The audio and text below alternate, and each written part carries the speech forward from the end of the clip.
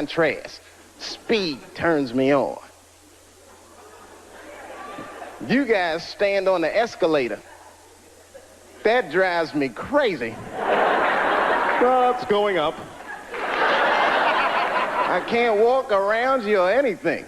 And I can't drive too good. I don't like driving anyway. And then come to think of it, the first week I was here, they stole my car. Now, granted, it was a rental car, but it still hurt. I had just put gas in it. I was very upset. But I figured it was no big deal. I bought the insurance. So I just called the rental car agency, and they sent me another one. The guy was nice on the phone. No problem, Mr. Chappelle. We're going to upgrade you. We're sending you, hold on to your hat, a Lincoln Town Car. I said, wow. Is that nice? Man, you're going to love it. Any of you guys ever see a Lincoln Town Car before? It looked like a big-ass pimp car. I was like, what is this? I couldn't even keep it in one lane. Oh, man. I felt like a pimp in that car. I did, man. I drove it down Sunset Boulevard. All the whores snapped to attention.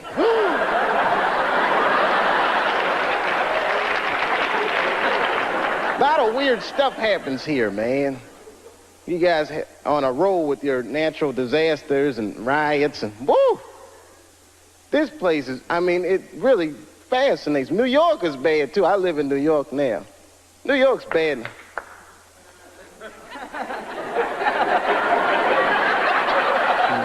It's a lonely feeling, isn't it?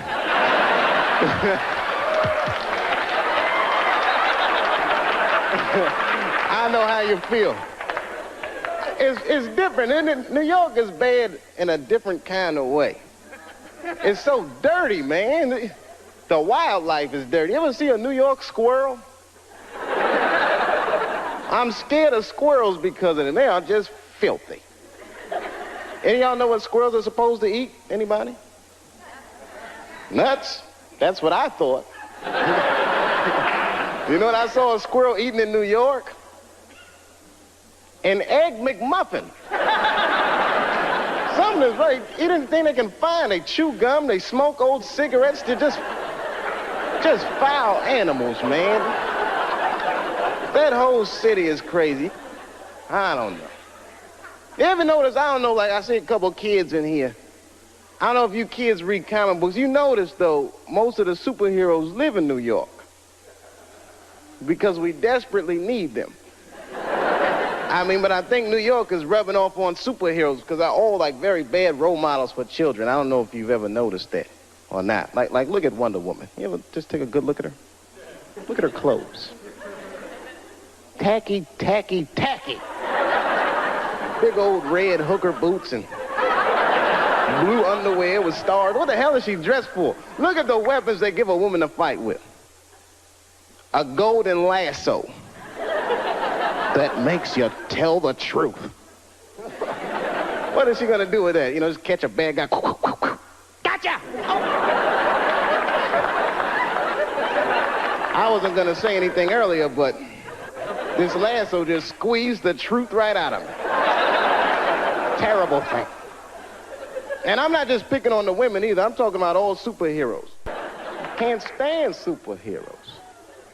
They're so prejudiced, too. You ever notice how prejudiced superheroes are? They only fight crime for the very rich. Think about it. You will never see Batman in the projects wasting his goddamn time. I can see him now. He's just robbing. Yes, Batman. Didn't we park the car right here, man? What the hell happened?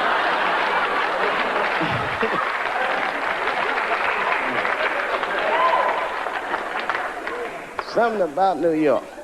New York diversified me, though. I learned a lot about culture there. I'm a big culture buff. I don't know. I don't want to point anybody. Anyone here in the audience Jewish? Shalom. little something I picked up. Actually, I mean, I like everybody, but I'm gonna have to be honest. Jewish people are my favorite white people. You guys are the only ones that can grow an afro if you really wanted to. I am so impressed by that. I just like the whole thing, man, and you party like black people. You're so similar. I went to a bar mitzvah when I was 13. One of the 3 best parties I've been to in my life. We got down. I walked in there, everyone from school was there. The guy from ZZ Top was on stage. I said, man, this is gonna be good. You know, we walked in the synagogue and they gave us them party hats y'all wear. I got a seat in the front, and my friend Charlie Buckholtz, that's the guy who was being bar mitzvah, he walked on stage and that whole place got quiet. He picked up these 2 scrolls, started reading from them. He wasn't really reading, he was almost singing. Baruch atah Adonai. Sounded beautiful. Now, I had never been to a synagogue before, but at a black church, if someone on stage is singing, you're supposed to sing along, whether you know the words or not. I did the best I could.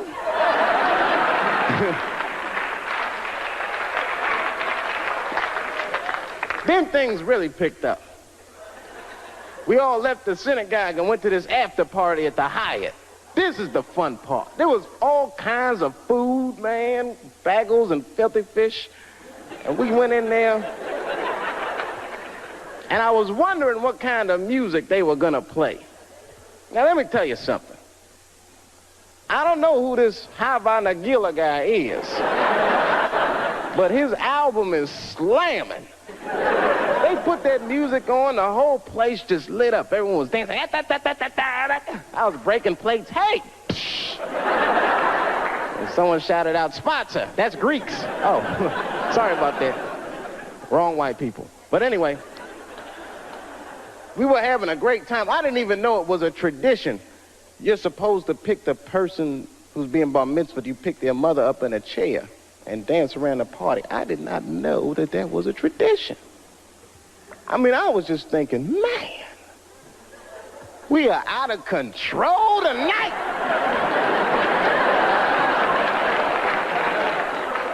That was fun. It broadened my horizons, man. I mean, I was a very ignorant child. I didn't know a lot of things. Like when I was growing up, I don't want to offend anybody here. Let me check the exits. Okay, when I was growing up, I used to think that all white people, don't be mad, I thought all white people were happy just to be white. I know it sounds silly. I thought you just walked around, hallelujah, I'm white. This feels great. Taxi. Just checking. Go ahead. Thank you, everybody. Dave Chappelle. Dave Chappelle. Excellent, Dave. Excellent. Dave Chappelle, ladies and gentlemen.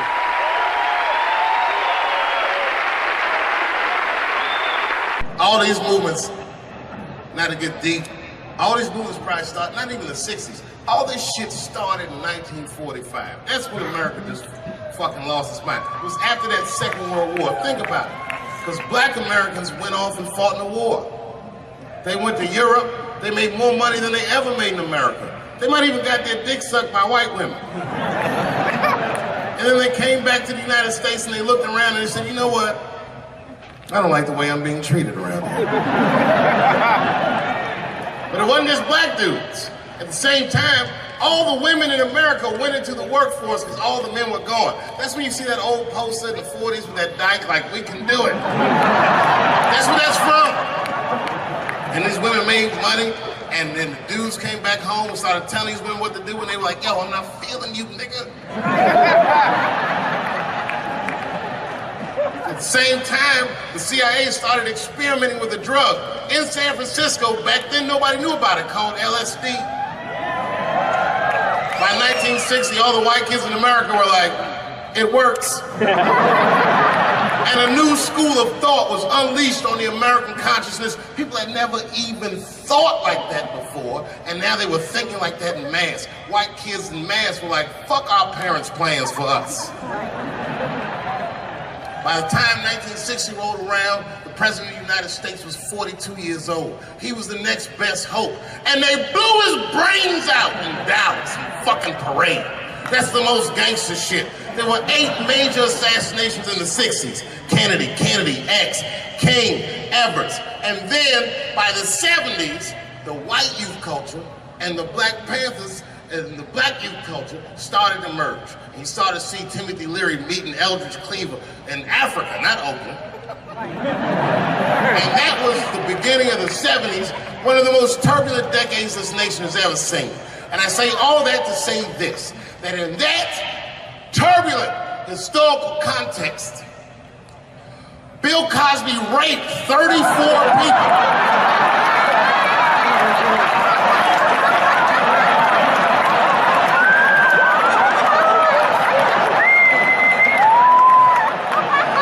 That is a lot of raping. Oh, I didn't want to believe it. Every time I turned on the TV, I saw another old woman describing one of these antique rapes. These rapes were old school. They'd be like, and then Bill Cosby pulled my bloomers down. Bloomers? I saw him peering through me through a large cloud of vagina hair. Vagina hair? I've seen that in years.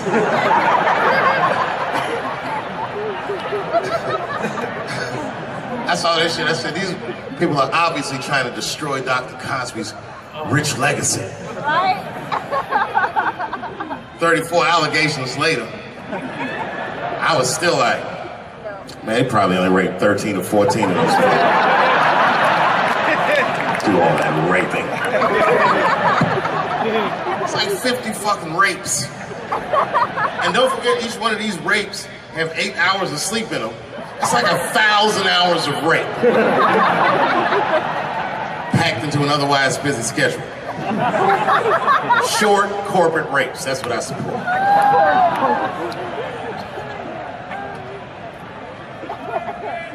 Why would they sleep? That's what I don't understand. Why Bill Cosby making all these girls sleep? Like, look, man, I'm not even as famous as Bill Cosby was, but I know 20 girls I could call right now and be like, yo, come to my place for a drink, and I'm gonna put something in it, and you're gonna fall asleep, and I'm gonna fuck you while you're sleeping. And they'd be like, cool, nigga, cool. What time you want me to come over?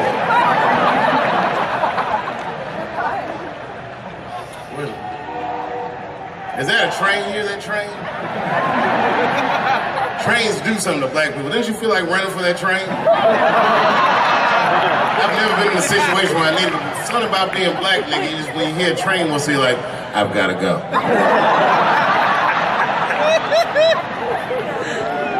Just wanna run away. No, man, for real, it's not comfortable like it used to be. I don't know how transgender people beat black people in the discrimination Olympics. If the cops shot this many trannies, you'd be like, it's a goddamn conspiracy. Right.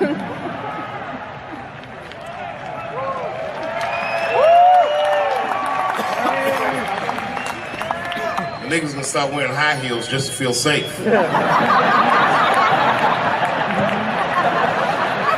Problem, officer?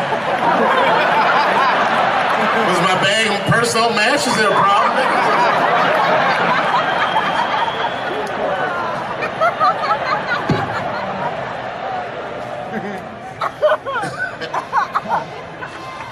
There's too many, man.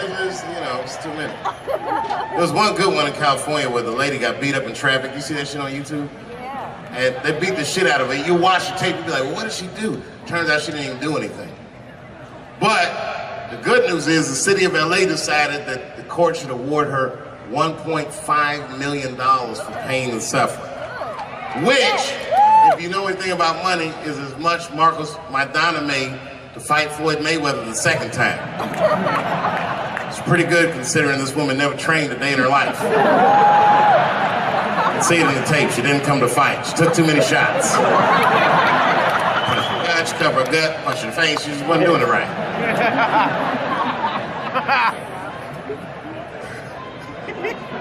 What?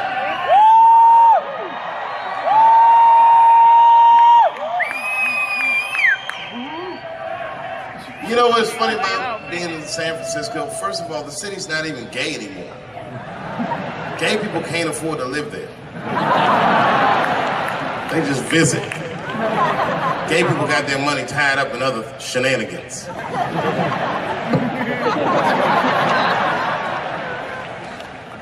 Where you from, bro? Where? Canada? Well, all right, you can get off the watch list. You know, America has a racial hot seat, which belongs to black Americans, but I know you sat in it for a while. I can honestly say Arabs and Mexicans sat in that seat. And we, the black Americans, would like to thank you both for your sacrifice and your struggle. Everybody goes through something, but at least I can leave my backpack someplace. If you leave your backpack, you got 20 minutes to find that shit before they send a robot to blow your luggage up. Don't you remember San Francisco where that motherfucking tiger jumped out of the cage and bit those people up? And San Francisco is so gay, the whole city blamed the tiger. No, they blamed the victims. They didn't even say shit about the tiger. They said these people were teasing that tiger. That's irrelevant. Tiger should not be able to jump out of the cage and kill people at the zoo. They said that that tiger chased one of his victims 400 yards. Listen, you know how fucking fast you have to run to outrun a tiger for 400 yards? Nigga probably woke up in the hospital with an NFL recruiter standing over his bed. You did good, son. You did very good. I know this isn't a good time, but I'm with the Cincinnati Bengals. Complete coincidence. I think we can tie something in and do something really big with you. One of the guys the tiger bit was Mexican, and the other two were Arabs. I said, who trained this tiger? Homeland Security, like everybody? I gave that tiger some beans. You smell those beans? You can smell that. Go get them. There's some curry.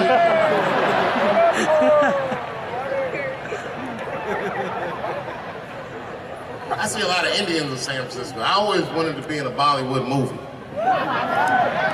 Because Bollywood movies are deep, but at the end of the movie, no matter what kind of movie it is, there's always a dance number to make you feel better when you go home. Even if it's Precious. At the end of the movie, Precious would just jump out of the coffin. I don't have AIDS.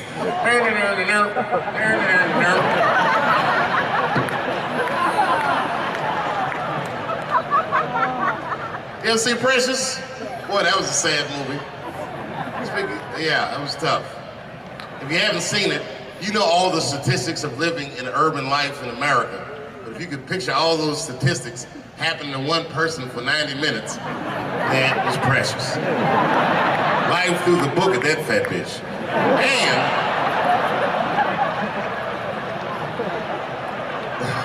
the music haunted me. Because the music was like, you know, like, I don't know, break beats or something. If they had Eddie Vedder do the score for Precious, I'd have killed myself in the movie theater. They had some of that, like, smashing pumpkins. Precious was morbidly obese. She couldn't read good. She was a victim of incest, and the baby had Down syndrome. Still the first verse, nigga. You gotta see the movie.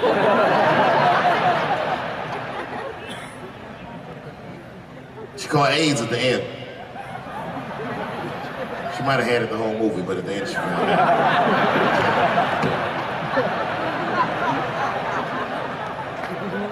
That's one way to lose weight, you know.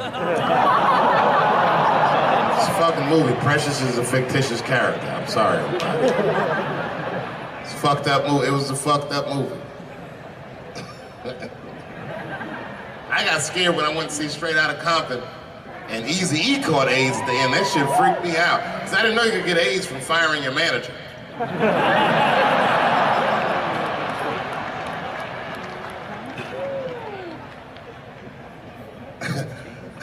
You didn't see Straight Outta Compton?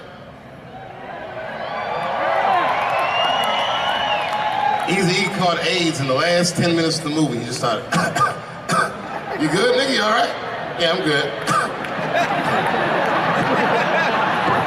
Who catches AIDS like that?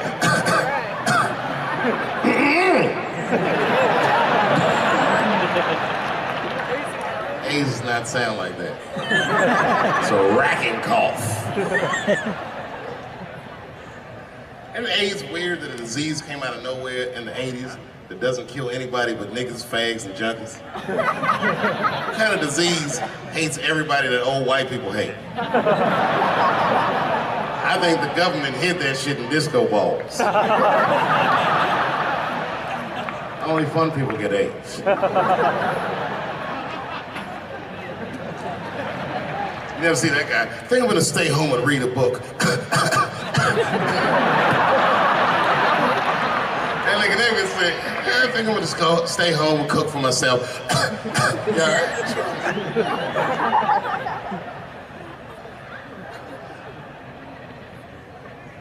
Remember when Donald Sterling made that tape? Said all those bad things about black people? That tape was fucked up. But that goes to show everybody, if you get old and white and racist in America, whatever you do, don't tell your black girlfriend about that shit, because that's who made the tape. She taped everything. The tape was embarrassing. He was like, stop bringing these black guys to my games. We were all listening like, well, how you gonna have a game without us? There'll be a lot of bounce passes and layups in that shit. And then it turned out the black guy he was speaking of was none other than Magic Johnson, NBA legend and billionaire. Unfucking believable. Didn't even mention the fact that he had AIDS, which is the first thing I would say to my girlfriend. This guy must be very racist if AIDS is the footnote.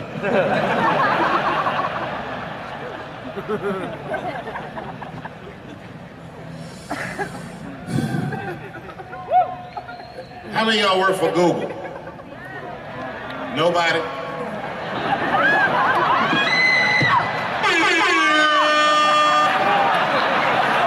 Thanks, Fuse. That air horn always pushes the joke through. You ever do something regular, but if you do it with the air horn, it sounds better. Like once I pulled my dick out at a New Year's Eve party. Real traumatic experience. I'd been drinking. It's really fucked up. I had to make all new friends.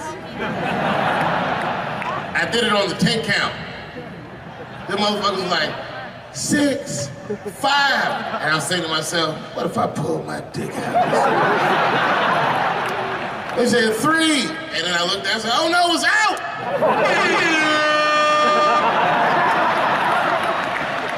That air horn pushed me over the top. I pulled that shit out of the...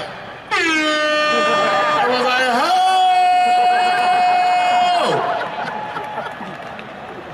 Man, when that nigga pulled his dick out, that really set the party off.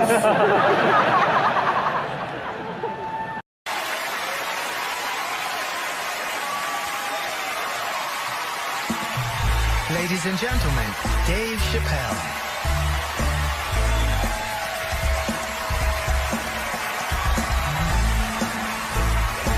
Thank you.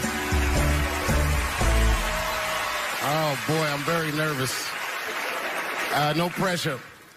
During the civil rights movement, I can't read what's on the teleprompter. Some about black America and white America. There's black Americans and there's white Americans. We're all one America. So if you don't mind, this is not live, is it? I imagine whatever I say, you could just edit it out. Let's try it a few ways. Lou, are you in the booth? I am. All right, good. You know what, Lou? Let's just play around with it and see if we can get it right and get this clip package on, and then let me go home, all right? You got it. All right. Ready? All right, count me in. 5, 4, 3, 2, 1. Wu-Tang. I'm just with you, Lou. Let's do it again. We're going to do it again. We'll get it right. Here we go, Dave. 5, 4, 3, 2. You know, when I was a comedian starting out in Washington, D.C., right here in this city, 1988, I'll never forget this. There was a comedy club owner that banned profanity from his comedy club. He said it offended his audience, and this was a cause of major concern for all the comedians in the circuit. And we all called a meeting, and we had the owners come, and it was the club owners, and it was the comedians. It was the classic labor dispute. The club owners laid out their case. There cannot be profanity in these clubs because that offends people. And there's a comedian who's still a good friend of mine to this day. He lives right here in Washington, D.C. He stood up and he said, he's black, I should tell you because it's important to the story. He says, I use profanity because I live a profane lifestyle. He says, I don't have an insect infestation in my house. I have roaches.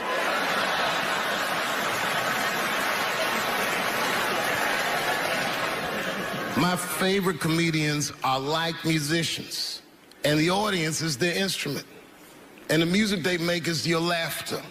And that's the laughter that I scored my entire life to. So now, some of my favorite American comedic composers. Thank you. When I lose my job, I lose my man.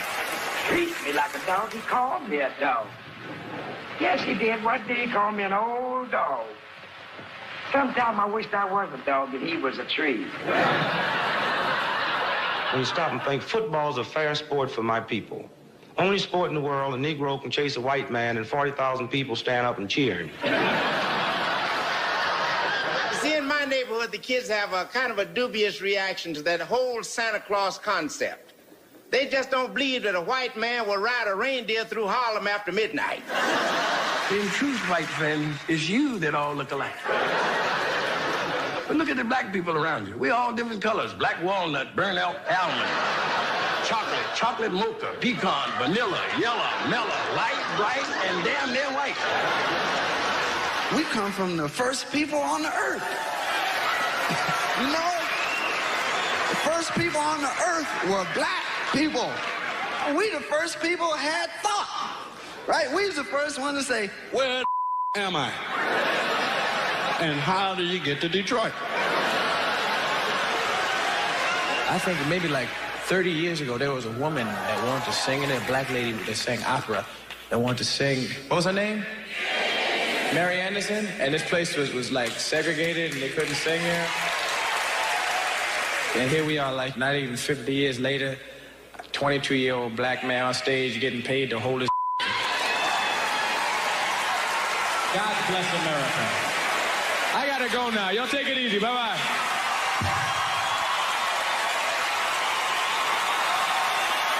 Janelle Monáe, Will Smith, Common, Gladys Knight, and John Legend when we continue. Yeah, man. Well, you ladies are right. To be honest with you, your lives look terrifying to me. They do, man. I know nothing about being a woman, but I know fear. Yo, I used to live in New York when I was 17, and I couldn't even pay my bills. You know what I did to make money? I used to do shows for drug dealers that wanted to clean their money up. One time I did a real good set, and these motherfuckers called me in the back room. They gave me $25,000 in cash. It's probably 18, 19 years old. I'm scared.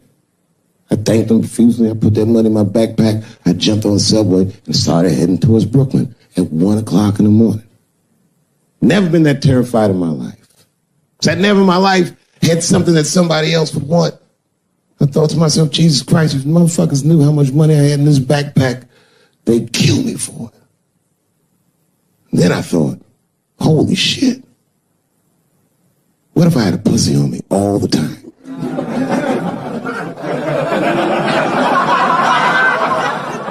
That's what women are dealing with. I'm gonna tell you right now. It's real talk. If them same drug dealers gave me a pussy and said, put this in your backpack and take it to Brooklyn, I'd be like, nigga, I can't accept this.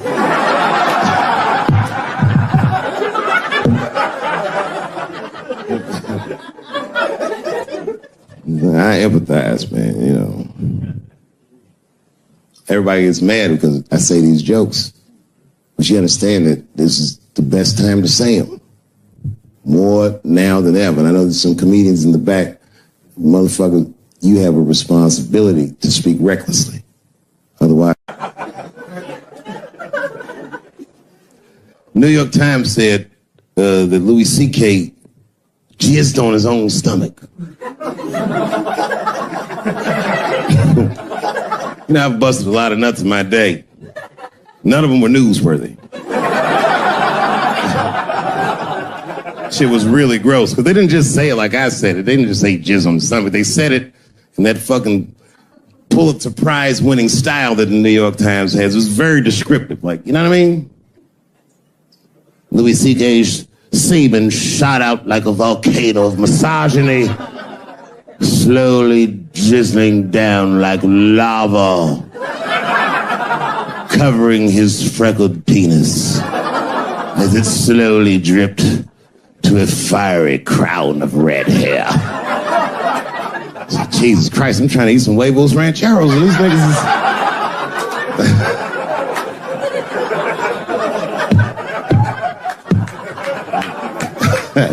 And you know, the tough part, being a comedian, knowing the motherfuckers, everybody comes up to me like, did you know? Did you know what Louis was doing? No, bitch, I did not know.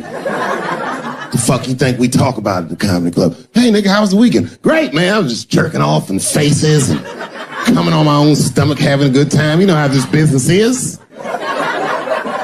No, I didn't know. They act like we sit around like Grease. Tell me more, tell me more. Then she put up a fight. Dun, dun, dun, dun, dun, dun, dun, dun, dun, dun. Sorry, I don't know the choreography, but you get the point. You get the point. She was intense. But Louis was like the turning point. I mean, you know, all these allegations are terrible. Louis was the only... I shouldn't say this, but fuck it. His allegation was the only one that made me, like, laugh. Well, if you think about it, because all his friends is reading it, and he's jerking off, and he's surprising people. He's surprising me.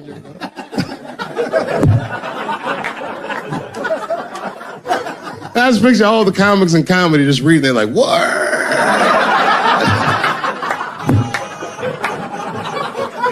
It's terrible. I know it's terrible. I'm sorry, ladies. You're right. You are right.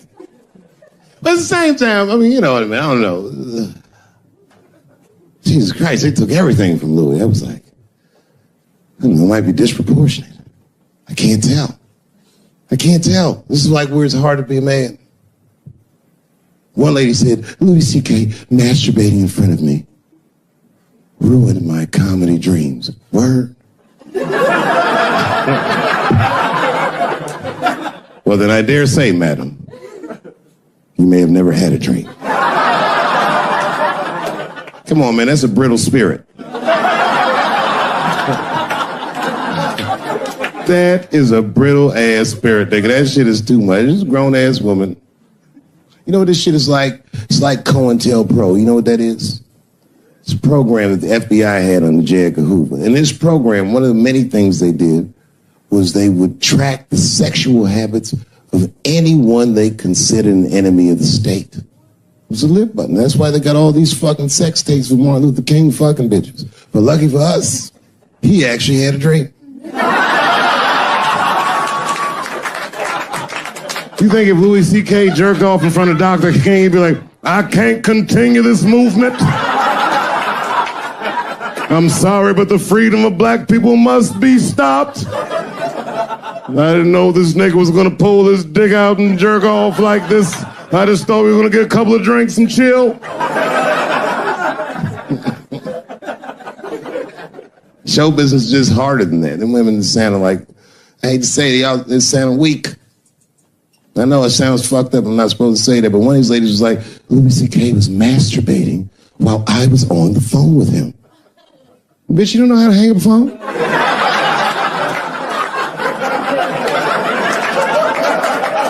How the fuck are you going to survive in show business? Thank you very much for being here. But before I start tonight, I just wanted to read a brief statement that I prepared. I denounce anti-Semitism in all its forms. And I stand with my friends in the Jewish community.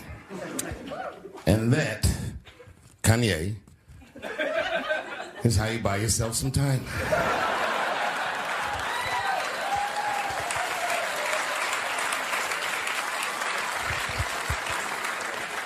I gotta tell you guys, I've probably been doing this 35 years now. And early in my career, I learned that there are two words in the English language that you should never say together in sequence. And those words are the and Jews. I've never heard someone do good after they said that.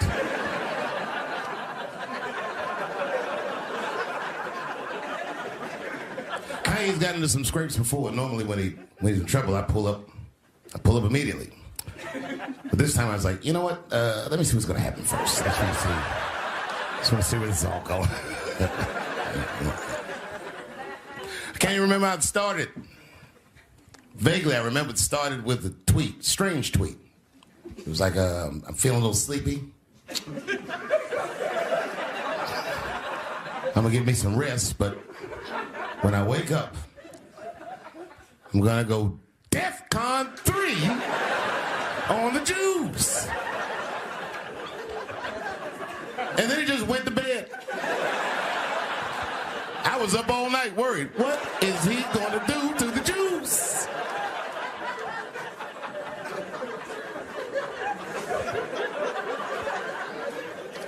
I grew up around Jewish people.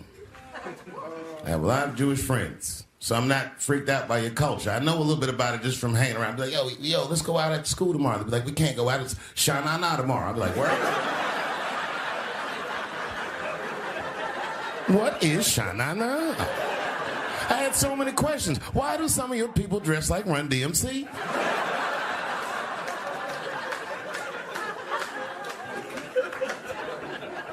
When Kanye woke up from that nap, he went right to work.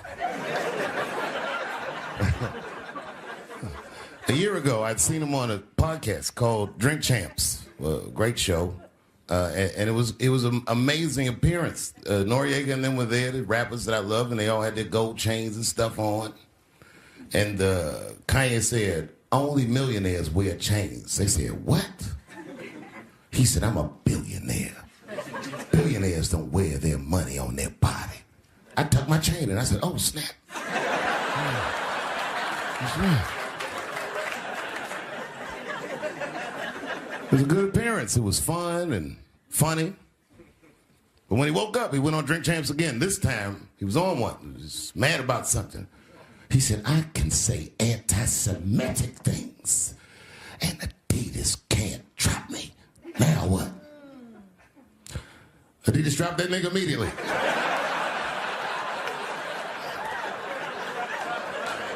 Ironically, Adidas was founded by Nazis. And they were offended. I guess the student surpassed the teacher.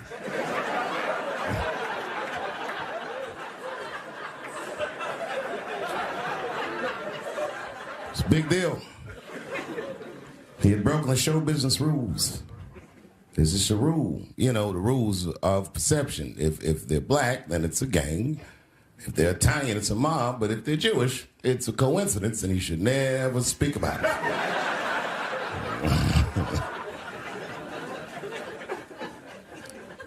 Kanye got in so much trouble, Kyrie got in trouble.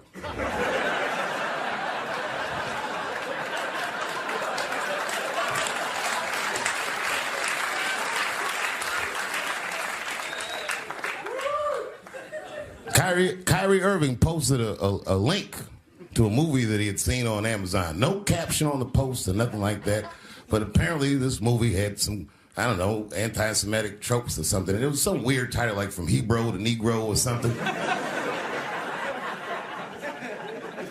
And the NBA told me he should apologize, and he was slow to apologize. And then the list of demands to get back in their good graces got longer and longer, and this is where, you know, I draw the line. I know the Jewish people have been through terrible things all over the world, but you can't blame that on black Americans. You just can't. You know what I mean? Thanks for the one person that said that. A fair punishment would be he should just post a link to Schindler's List and y'all write your own captions.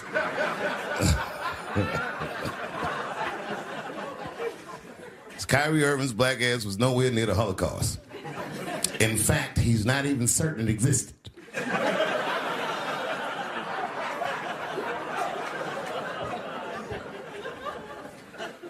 I saw one news pundit screaming about Kanye. She said, mental health is no excuse for that type of language. Yes, it is, bitch. You can kill somebody if you're mentally ill. Listen, okay, I don't think Kanye is crazy at all. I think he's possibly not well.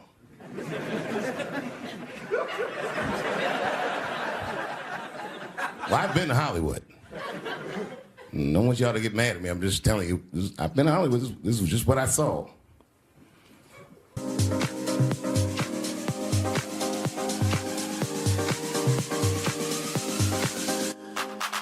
Whatever you do, don't fall for me. Don't put your trust in me. Don't even lie for me. I want you, honey. I don't get it. It's a lot of juice. Like a lot. But that doesn't mean anything. You know what I mean? There's a lot of black people in Ferguson, Missouri. Doesn't mean we run the place.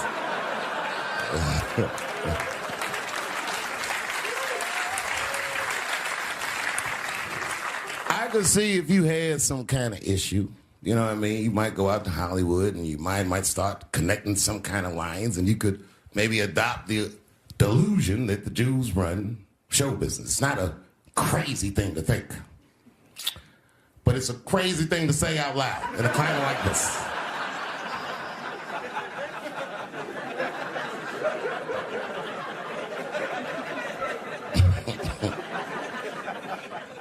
Now the midterms are over, and it's crazy climate. And I got to tell you, I feel like this midterm, like all of humanity depends on it.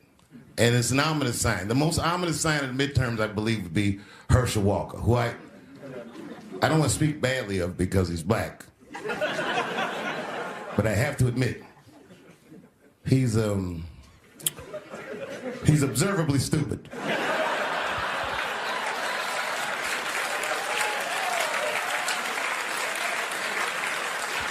Even when he's not talking, his mouth be open a little bit like. He's the kind of guy that looks like he thinks before he makes a move on tic-tac-toe.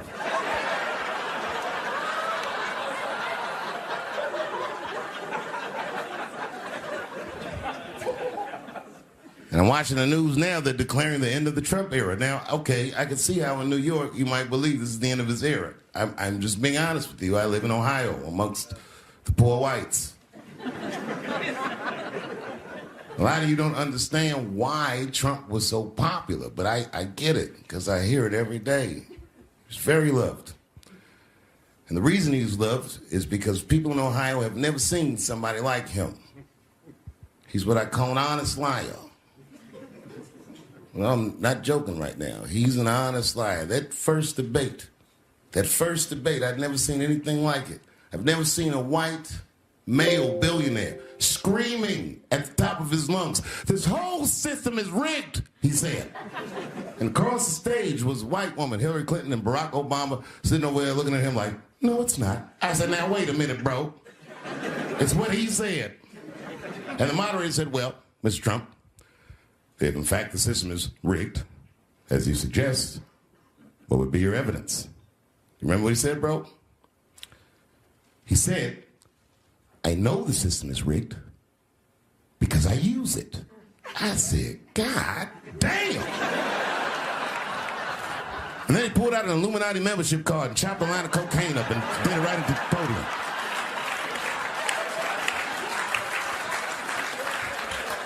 No one had ever heard someone say something that true. And then Hillary Clinton tried to punch him in the taxes. She said, this man doesn't pay his taxes. He shot right back. That makes me smart. Celebrity hunting season. Doesn't matter what I say, they're gonna get everybody eventually. Like, look, I don't think I did anything wrong, but we'll see.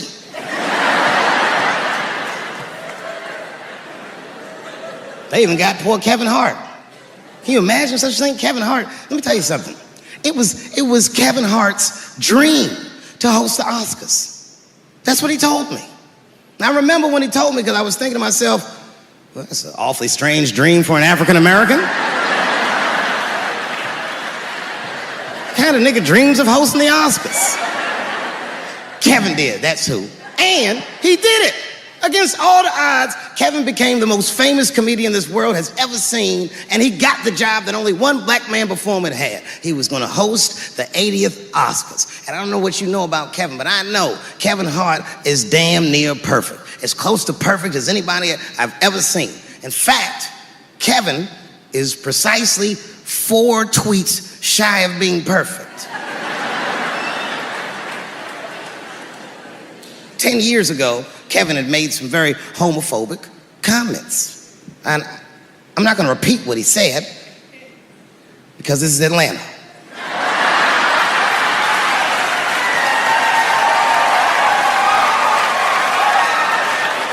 You know what I mean. I'm sure there's a lot of gay men here tonight with their wives.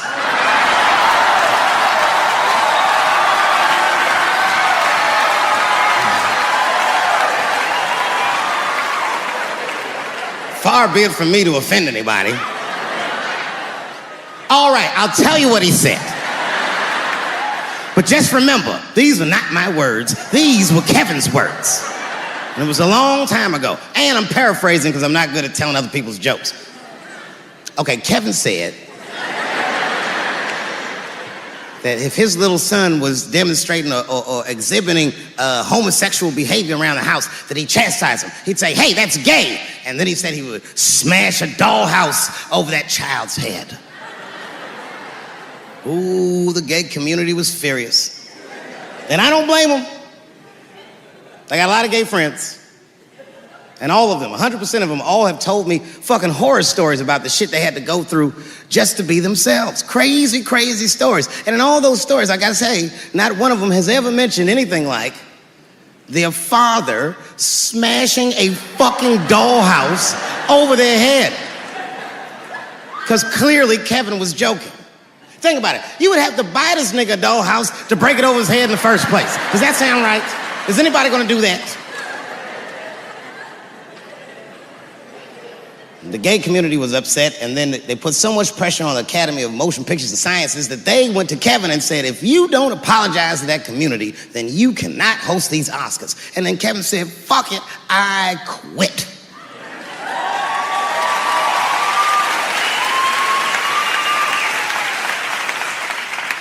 And then he went on every talk show in America and apologized for 6 weeks.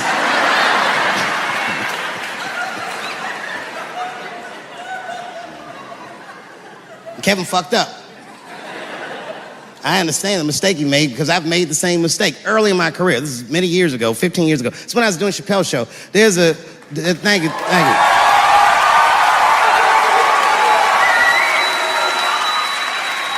On network television, they have a department that's called Standards and Practices. This is the department that tells you what you can and cannot say on television. And if you're doing your job well, you should never hear from them. But if you're making a Chappelle show, you'll hear from these motherfuckers all the time. And remember, this is 15 years ago. I made a mistake. I didn't even know I had done anything wrong. I had written a sketch that had the word faggot in it.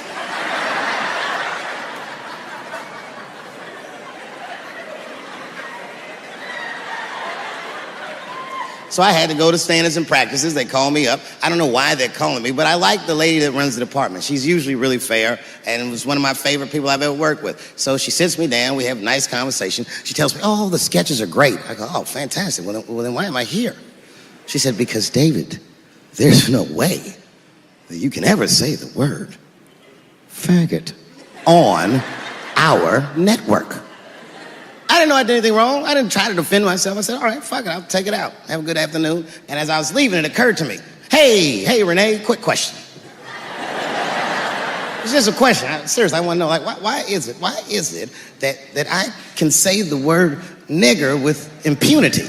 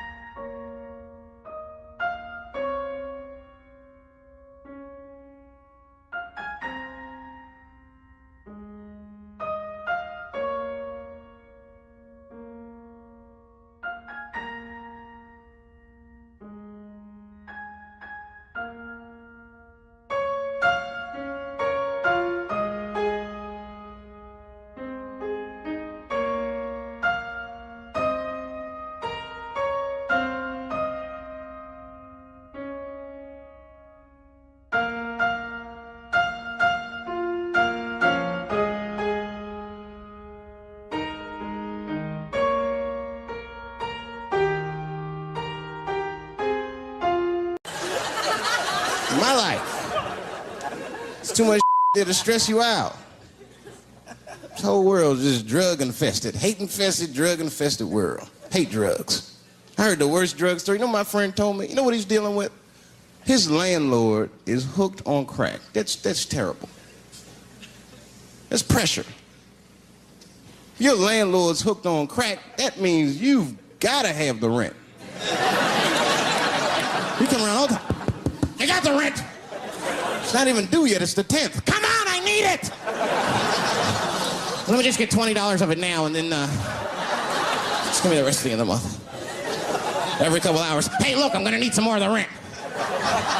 This building's falling apart. Things came up.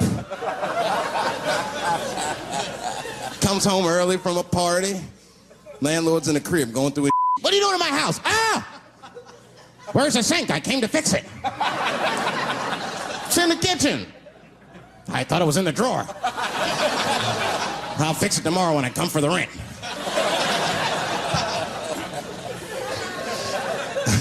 You know what I hate about drugs? I hate when like people my age and older get hooked on crack. I hate that. You're too old to be experimenting with the drugs at a certain point. You should be past that. You ain't doing it by a certain point. You just miss it.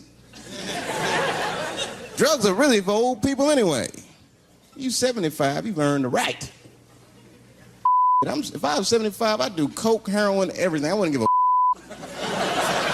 I'd be walking down the street, they'd be like, boy, that old man is tripping.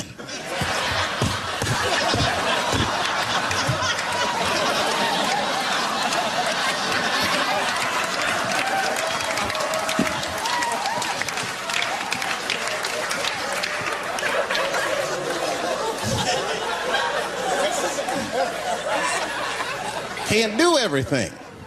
Maybe weed. If you're gonna do something, do a little weed. Smoke some. Weed's not as bad as everything else. Weed is a background substance. You know what I mean? You can smoke some herb and still function. And you ain't crisp, but you'll function. Nothing higher than weed, though. I made that mistake one time. I was at a party, some guy gave me some. He's like, here, man, take this. Mushrooms. I took it, I forgot all about it, you know. Then a couple days later, I found that in my pocket. I'm thinking, why not?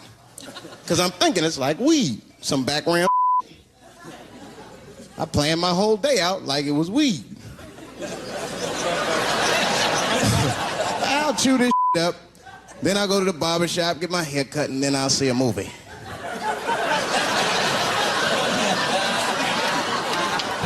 I chewed it up. So far, so good. Then I was in a barber shop, like an hour later. And it's funny, because I was just thinking to myself, I was like, ooh, this stuff sucks. Tastes like athlete's foot. I feel sick, but I'm not really high. Then I looked in the mirror. I saw the barber's reflection, man. It looked like a big penis was cutting my hair. I freaked out. I started talking to myself, Dave, calm down. You're on drugs. This is what drugs do. Okay, you know that there is no way that a penis can cut hair. But I started freaking out, man. I just couldn't take it anymore. I jumped out the chair, half my hair was cut, I didn't care. I didn't, I just gave a barber a handful of money. It was weird, the balls opened up. Anyway, I ran home, man. I ran home as fast as I could. It's tripping. I looked at the clock, it was 2:42. I was like, damn, 2:42. I gotta sober up. I had never been this high this early. I took a shower. I was still high. Said maybe music will do the trick. I listened to every CD I had. I was still high. Exercise, that's what I'll do. I ran around the block 4 times, still high. Took a nap, woke up. I looked at the clock, it was 2:43. I said, God damn. Who wrote this song? You know, that's just our grandmother used to sing that when she cleaning up. That's a Negro spiritual. Black work song. Not everybody know about that. I know. See, white people, you guys might whistle when you work.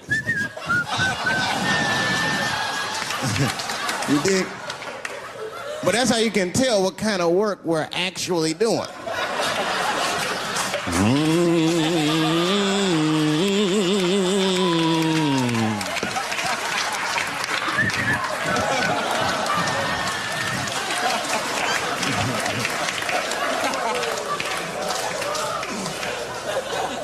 I study that kind of I do. Anything that has to do with race. I read a little here, see a little there. And I travel. That's always good. Traveling has made me a racism connoisseur, if you will. You know, it's different from region to region. Anyone ever been down south? So you guys know what I'm talking about. And the racism down there is just, it's perfect. It's due to a perfection. It's comfortable, it's out in the open. There are no secrets in Mississippi. Everybody knows the deal. Morning, nigger. Morning, sir.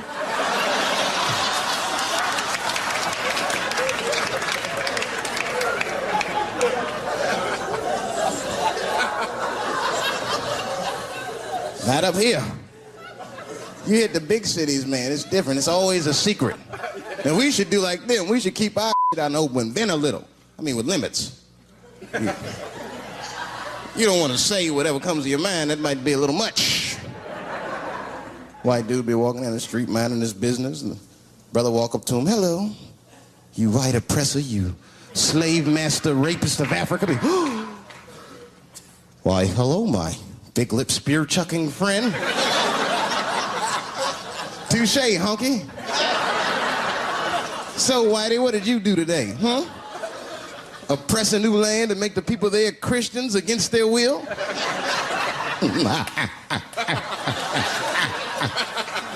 What did you do, fellow? Burn those big black lips on a crack pipe as you missed your job interview? Easy, Whitey, you're cutting deep. All this chit-chat has got me thirsty. If you will excuse me for a moment, I'm going to go to the Korean store and get something to drink. Ching-a-ling. Hello.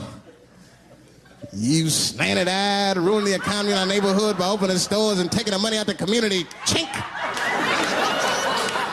Well, good afternoon, you browse around but never buy anything, suspicious-looking nigga. After a while, that might be too much.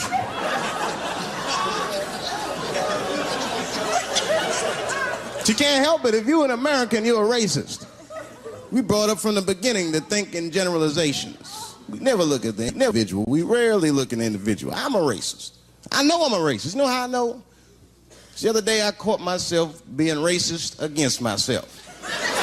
There's so much going on, I got mixed up. Forgot whose team I was on.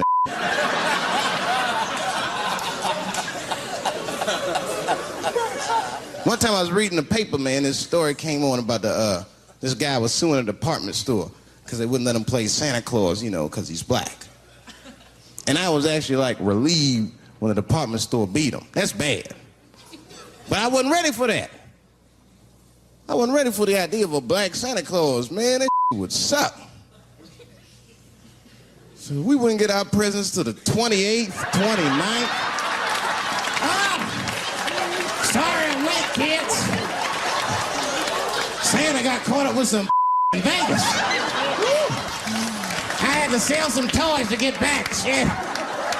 Where them cookies at?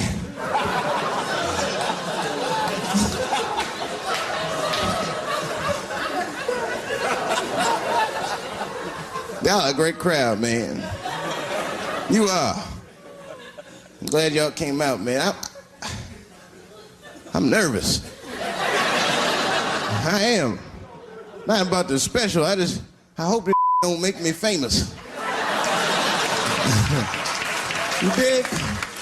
I don't want to be famous. I want people to like me for who I am. Like, famous dude don't never know why people like them. That's why, like, if I ever make it, I'm going to have to, like, test people. Like, if I meet girls, I wear disguises when they first meet me. So they don't know who I am. And then, like, on the first date, I'll call myself, I'll pick you up right from work. And then I'll pick her up in a garbage truck. Just to see how she reacts. And she's like, wait a minute. Oh, do I look like garbage to you? I don't see no goddamn trash need to be picked up here. Get that goddamn truck off my block. Who do you think you are? That's when I take my mask off.